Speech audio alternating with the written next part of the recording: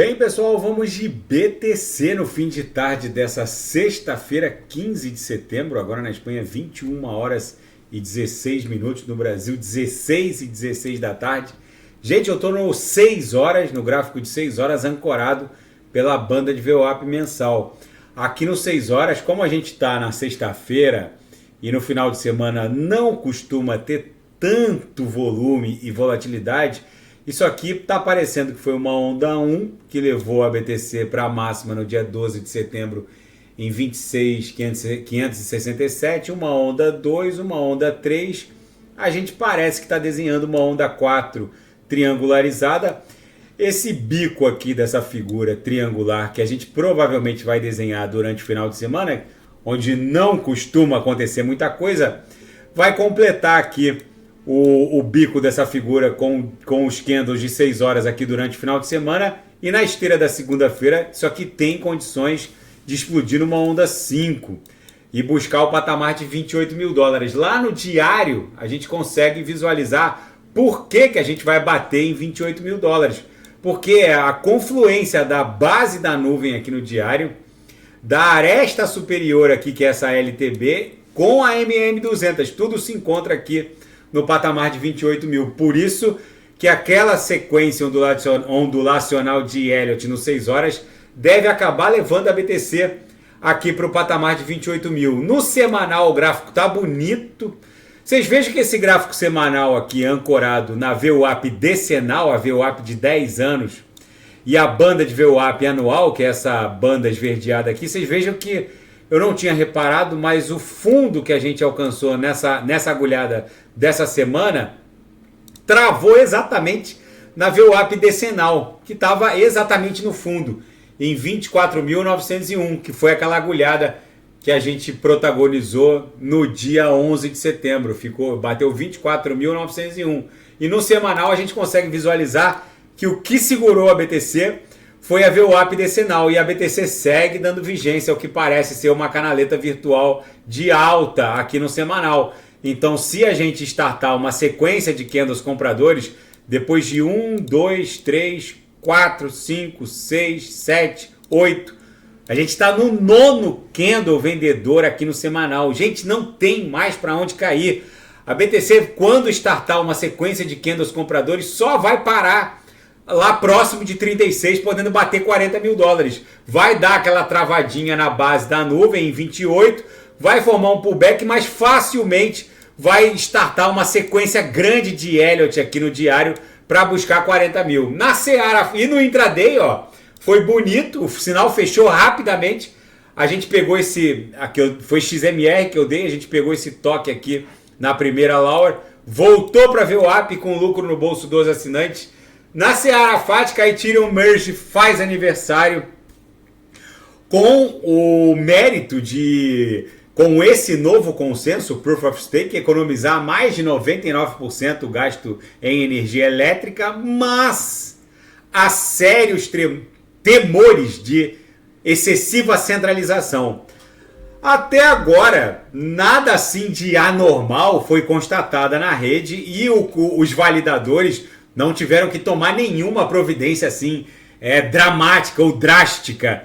Mas vocês podem ter certeza que se algum mega terrorista, assim, se o Bin Laden tivesse vivo e ele tivesse Ether em algum public address da rede Ethereum, com certeza as forças de segurança norte-americanas exigiriam um freeze, um congelamento no public address do Bin Laden. Mas por enquanto, até agora, nada muito dramático aconteceu. Por isso que o Vitalik Buterin e o board da Ethereum Foundation, eles querem criar uma Suprema Corte para estabelecer uma governança descentralizada para as decisões mais importantes para definir os destinos da rede Ethereum. Eles querem criar uma espécie de Suprema Corte dentro da blockchain para decisões desse tipo, desse jaez, para justamente não macular a rede, por assim dizer, com excessiva centralização, porque o grande mote dos criptoativos é a descentralização. e traders especulativos alavancaram até agora mais de 650 milhões de dólares no sentido long. Eu estava vendo aqui, realmente o sentido long está ganhando musculatura, o sentido short está perdendo, mas pela minha experiência, quando tem muita gente longando, é porque vem uma agulhadazinha para depois subir. Pela minha experiência, porque não tem dinheiro para deixar todo mundo milionário.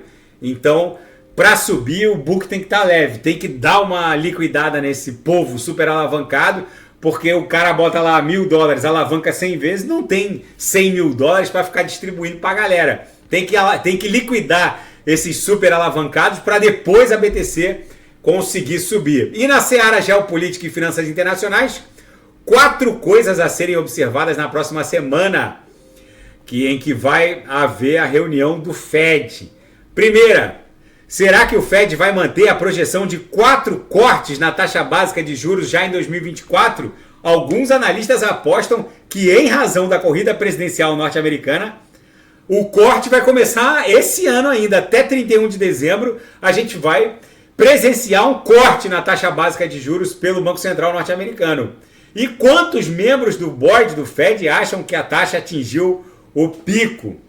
Enfim, 6 dos 18 membros do board do Fed já deram sinais de que a taxa já estaria num patamar, um pivô lá de alta, e que já estaria no target final.